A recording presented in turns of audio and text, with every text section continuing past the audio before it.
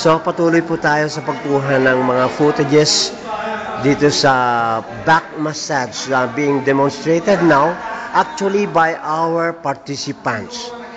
At tulad ng nabanggit kanina ng isa sa ating kagawad na si Kagalang-Galang Lakwanan, ito ay maaring magiging lisensya nila sa kanilang pagpunta sa abroad. Because after completing yung 6-day seminar nito, they will be given a certificate at ang certificate that shall be issued shall be considered as good as a license.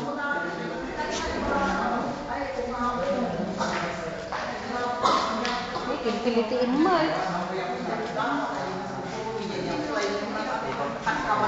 Tatapos na si Konsyal. Napagod ka? Okay. Ito si Kagalang-Galang Kulyado at siya isa sa mga nag-demonstrate Pero after mga 15 minutes napagod din kayo So nakakapagod din pala po yung yung magmamassage.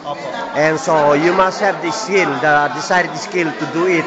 I am willing to have my pain just to finish the course, sir. I see. We have a very good teacher, and we have a very good participant, so we're hoping that... Yes, a very well participated seminar, Kagawad. And we do hope that yung skills na ma-attain natin dito shall be beneficial to all the participants, di ba? In some ways or the other, Halimbawa, magkakaroon sila ng certificate, kayo ng certificate, Yes. And then this certificate issued by the test that can serve as a license, pwede ba yun? Yes, sir. Okay, so it's nice.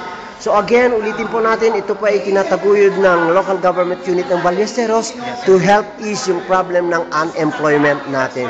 Because for the fact na pag natapos ka ng 6-day seminar nito, you shall receive a certificate and then this certificate shall serve as your, if they will be requiring some kind of documents. It's like a ticket to go a ticket abroad. to go abroad. So, sana Kagawad, pati yung mga kubrador ng wedding na-invite natin ngayon dito so that meron tayong alternative livelihood program. Okay. What happened? Did we inform yung mga kubradors natin? Well, it was put up on the television, sir, and of course, these people found that program by watching the television. TV flashes, I should say. Sana ulitin natin Konsyal, and definitely for those, alam mo na what I mean, Those who are unemployed or those that will be losing their job, Okay. So, but at any rate, it's a very successful one because with the number 52, 52 ang participants. Yes, hopefully, these 52 shall be, magkaroon na sila ng mga income-generating programs with the skills that you will be attaining. Maraming salamat, Konsyal. Okay? That's Kagalang-Galang Akut Kulyado of the Sangguniang Bayan ng Ballesteros. Napagod din daw siya eh. Tulog na yung minamasahe nyo. Naghihilik na eh.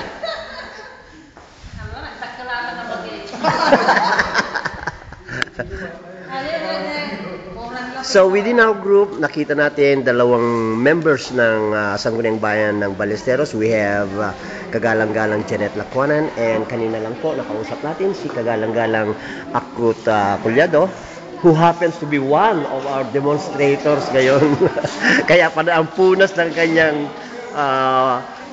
bald head. I'm only joking, Konsyala. Parehas lang naman tayo eh. Okay. Pampapogi yan eh. Ba't hindi kinachap-chap? Sabi ni ma'am, chap-chapin mo na raw yan. Chap-chapin, sir. Basta mo natin, dakkel nga buneng. Chap-chap mo. Yun o, kalhin na kay Donald. Yun na yung last seton. Alin? Kalhin na kay Donald. Apay, datang Donald.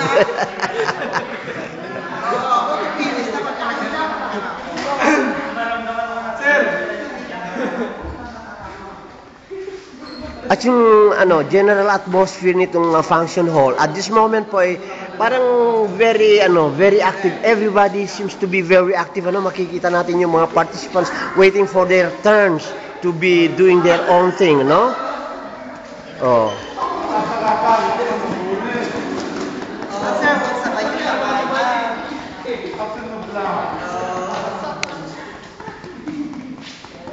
Madida mo kahit di malpasan, nagtultuloy mo lang tati kaya dan.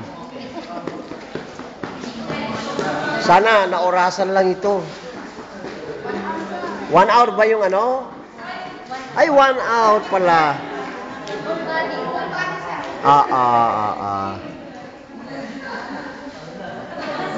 So, laking pasasalamat natin sa local government unit ng Ballesteros because this is one of the rare chances na ibinibigay ng ating LGU para sa ating mga kababayan who are aspiring to work abroad or to establish siguro yung mga income generating programs dito sa bayan ng Ballesteros.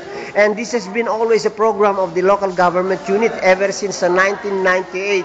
If I still remember it right, marami na ring similar skills training na conducted through the efforts of the local government unit. I repeat, since 1998 po, meron na po tayong mga na-observe, na-notice, and have on record na other similar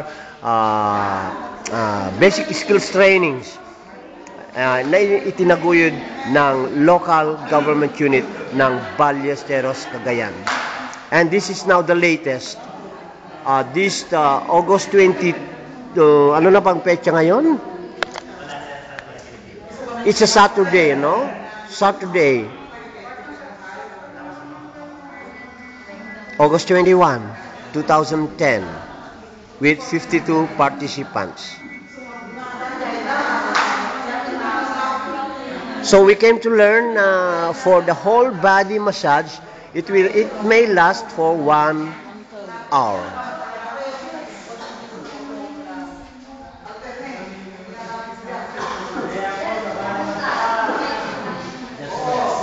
Ni Apo Bino ti bambantayan baka agpunaw. 1 hand, sir. Bambantayan ni Apo Bino baka agpunaw.